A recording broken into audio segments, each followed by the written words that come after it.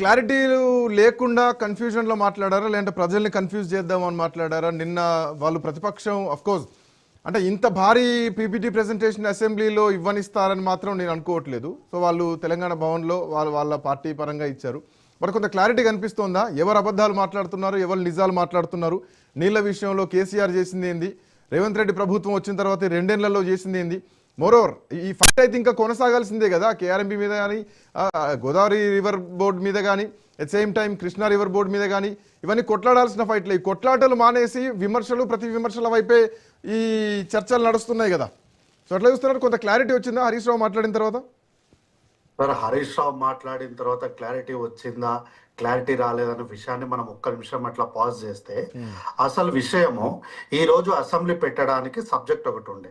అయితే దానికి కల్వకుంట్ల చంద్రశేఖరరావు గారు మాజీ ముఖ్యమంత్రి వర్యులు వచ్చి, నేను చెప్పిందే సబ్జెక్ట్ అవుతుంది, రేపటి నుంచి నేను వస్తా తోలు తీస్తా అన్నట్టు వారు ప్రెస్ మీట్ పెట్టి నీళ్ళ గురించి ముందుగా మాట్లాడాలి, నేను ఒక్కొక్కరి సంగతి చెప్తా అని చెప్పారు. వారి మాటకు విలువిస్తూ, వారి మాటకు గౌరవిస్తూ దీన్నే నీళ్ళనే ఎజెండాగా శాసనసభలో చర్చలకు తీసుకొని వచ్చినాం. అప్పుడు బీఆర్ఎస్ పార్టీ వాళ్ళు ఏమన్నారు, అసెంబ్లీలో ఏం చర్చ చేయాలో కూడా మాజీ ముఖ్యమంత్రి మా నాయకుడే డిసైడ్ చేస్తున్నాడు, కాంగ్రెస్ పార్టీ చేసుకోలేకపోతుందని ఒక విమర్శ చేశారు. మంచిది.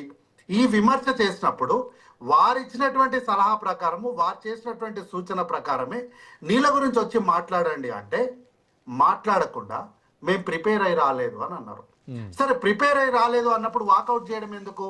గతంలో మేము ప్రిపేర్ అయి రాలేదు సార్ అంటే ఎల్ఏ మినిస్టర్ గారు ఏం చేశారు?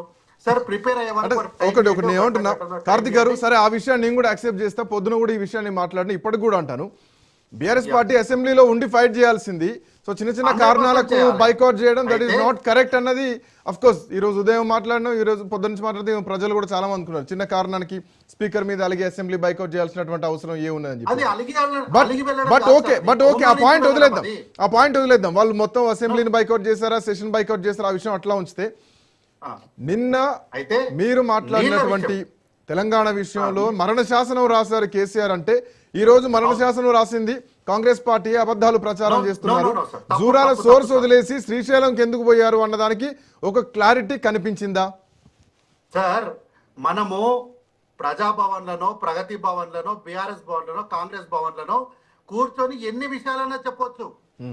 మీ ఇష్టానికి ఆయన ఒక్కరు చెప్పిర్రు, దానికి ప్రతి సమాధానం ఎవరు చెప్పాలి? మరి ఇదే విషయము మాట్లాడింటే మీరు గతంలో చేసినటువంటి ప్రతి అన్యాయానికి మీరు సంతకం పెట్టిన ప్రతి కాగితాన్ని కూడా మేము అధికారికంగా వెంటనే ఇచ్చేవాళ్ళం మేము. అట్లా కాకుండా మీరు ఎక్కడనో పెట్టి ఇదే నిజము, దీన్ని ఇదే మీరు నమ్మాలి అంటే దీన్ని ఏమంటారు? హరీష్ రావు గారు గతంలో పోతిరెడ్డి పాడు దగ్గర నుంచి జగన్మోహన్ రెడ్డి గారు రోజుకు 4 టీఎంసీల నీళ్లు అక్రమంగా తీసుకొని పోతున్నప్పుడు ఏం చేశారు మరి హరీష్ రావు గారు? ఆ రోజు వారే ఉండే కదా ఈ రాష్ట్రంలో మంత్రిగా, వారి మామగారే ఉండే కదా ముఖ్యమంత్రిగా. ఆ రోజు మరణ శాసనం రాసింది వీళ్ళు కాదా? 299 టీఎంసీల నీళ్లు మాకు చాలు అని చెప్పి, ఇది కేవలం అడక్ కమిటీయే, ఇది కేవలం తాత్కాలికమైనటువంటి ఒప్పందాలే అని చెప్పి దానిపైన సంతకాలు పెట్టొచ్చిన వీళ్ళు కాదా? గత 10 సంవత్సరాలుగా నీళ్ళ గురించి వీళ్ళు కొట్లాడింది ఏముంది నాకు తెలియకడుగుతా. ఏమన్నంటే ఎక్కడ కొట్లాడిందంటే కాళేశ్వరం అని చూపిస్తారు. ఏమైంది ఆ కాళేశ్వరం అంటే కట్టిన 3 నెలలకు కుప్పకూలిపోయింది. దాన్ని ఈరోజు వాడుకల్లోనికి మళ్ళీ రిపేర్లు చేయండి అని ధర్నాలు చేసి అడుక్కునే పరిస్థితికి వచ్చింది. కాబట్టి తెలంగాణ మళ్ళీ పొలిటికల్ గా మాట్లాడుతున్నారు, క్లారిటీ మిస్ అవుతుంది. ఇప్పుడు కాళేశ్వరం ప్రాజెక్టు కట్టారు, కాళేశ్వరంలో 3 పియర్స్ కుంగిపోయినాయి, దాన్ని రిపేర్ చేసే బాధ్యత మరి బీఆర్ఎస్ మీదే కదా. మొన్న కూడా దానికి 1700 కోట్లు అవుతాయని చెప్పేసి ఉత్తమ్ కుమార్ ఒకటి స్టేట్మెంట్ ఇచ్చారు. అంతకుముందు మళ్ళీ దీనికి 40,000 కోట్లు అవుతాయని చెప్పేసి అంతకుముందు స్టేట్మెంట్ ఇచ్చారు. దానికి డైమండ్ కట్ చేయండి, లేదంటే దానికి కాపర్ డ్యామ్ వేయాలి, రకరకాల స్టేట్మెంట్లు కాంగ్రెస్ పార్టీ నుంచి వస్తున్నాయి. ఇది అవుతుందా కాదా? గోదావరి నీళ్లు వస్తాయా రావా? అసలు మీరు మూసీకి ఎట్లా కనెక్ట్ చేస్తా అన్నారు? గోదావరి నీళ్లు మూసీకి ఎక్కడి నుంచి కనెక్ట్ చేస్తా అన్నారు? అది కూడా క్లారిటీ లేదు కదా. కాదు సార్, దాన్ని గాలికి వదిలేయలేము. దానిపైన ఏదో ఒక ఎండ్ రిజల్ట్ చూపెట్టాలి. అది ప్రజల ఆస్తి, అదే కల్వకుంట్ల చంద్రశేఖరరావు గారి ఆస్తి కాదు. ఆయన అందులో అన్యాయం చేసి అక్రమాలు చేసిండు కదా అని చెప్పి దానికి అట్లా గాలికి వదిలేయలేము. దానికి ఒక ఎండ్ రిజల్ట్ చూపెట్టాలి. అయితే ఇంతకు ముందు శేషు సార్ ఒక మాట చెప్పినట్లు అంటే రెండు సంవత్సరాలు అయిపోయింది అధికారంలోకి వచ్చి ఎండ్ రిజల్ట్ కోసం కనీసం ఎన్ని అడుగులు ముందు పడ్డాయి, ఎన్ని కమిటీలు వేశారు దానికోసం? మీరు విచారణ కోసం లేదంటే వీళ్ళ ఎంత అన్యాయం చేశారు, ఎంత అక్రమాలు చేశారన్న దాని విషయంలో మీరు కమిటీలు వేస్తున్నారా? కానీ ఈ ప్రాజెక్టు మళ్ళీ అందుబాటులోకి రావాలి, మళ్ళీ నీటి ఫ్లో రావాలి, లేదా అసలు మీరు మేడిగడ్డే పని చేయదనుకుంటే తమ్మిడిహెడ్ దగ్గర కట్టాలనుకుంటే దానికేం కమిటీలు వేశారు? ఆ విషయంలో ఏం క్లారిటీ లేదు కదా గోదావరి నీళ్ళ విషయంలో. మేము ఏది కూడా రికార్డుల కోసము మొదలుపెట్టిన 3 సంవత్సరాల కంప్లీట్ చేసి పక్క రాష్ట్ర ముఖ్యమంత్రులను తీసుకొచ్చి కొబ్బరికాయలు గుమ్మడికాయలు కొట్టించి మేమేం రికార్డులు చేయాలనుకుంటలేము. మేము శాశ్వత కాంగ్రెస్ పార్టీ 40 ఏళ్ళు కట్టినా, బీఆర్ఎస్ పార్టీ 3 ఏళ్ళు కట్టినా దానికి ఒక చిత్తశుద్ధితో ఉండాలా? మీరు వాళ్ళు చేసిన అన్యాయాన్ని బయట తీసుకొచ్చారు. 1,00,000 కోట్ల రూపాయల ఖర్చు అయిందన్నారు, ఇందులో అవినీతి జరిగిందన్నారు, ఈవెన్ పాలమూరు రంగారెడ్డి విషయంలో కూడా అవినీతి జరిగిందన్నారు.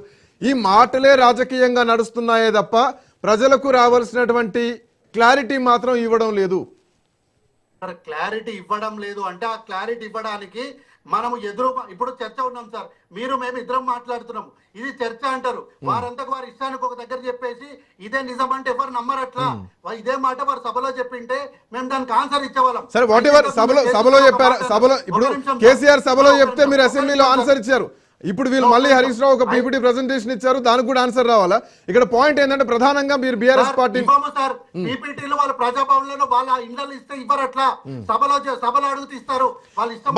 బట్ ఇది ప్రజల్లోకి వెళ్ళిపోయింది, ఇలా చర్చ జరుగుతుంది మన మధ్యలో. ఇది ప్రభుత్వం రోడ్ల మీద మాట్లాడదు సార్, ప్రభుత్వం రోడ్ల మీద మాట్లాడదు, సభలోకి వచ్చి మాట్లాడితే ప్రభుత్వం దానిపైన పూర్తి వివరాలను కార్తిక్ గారు కమ్ బ్యాక్ టు యు. ఒక నిమిషం సార్.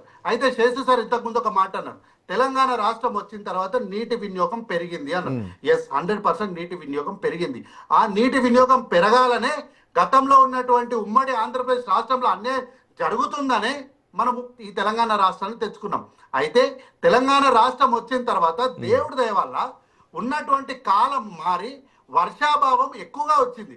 దాన్ని వీళ్ళు అడ్వాంటేజ్ గా తీసుకొని మా హయాంలో ఏదో జరిగిపోయిందంటే మీ హయాంలో పండిన వరి యొక్క తాలూకు లెక్కలు, మా 2 సంవత్సరాల్లో కాలంలో పండిన వరి తాలూకు లెక్కలు మాట్లాడదామంటే దానికి చర్చకు నేను సిద్ధం సార్. గతంలో వీళ్ళు వరి వేస్తే ఉరి వేసుకున్నట్టే అని చెప్పి ఒక జిల్లా కలెక్టర్, సాక్షాత్తు హరీష్ రావు గారి జిల్లా ప్రాతినిధ్యం వహిస్తున్నటువంటి జిల్లా కలెక్టరు రైతులకు అంటే వారిని బెదిరించడం అంటే వారికి ఒక డిక్టేటర్ లాగా ఒక శాసనాన్ని రాసిండు. ఎవరైనా వరి విత్తనాలను అమ్మితే మీ పైన పీడీ యాక్ట్ కింద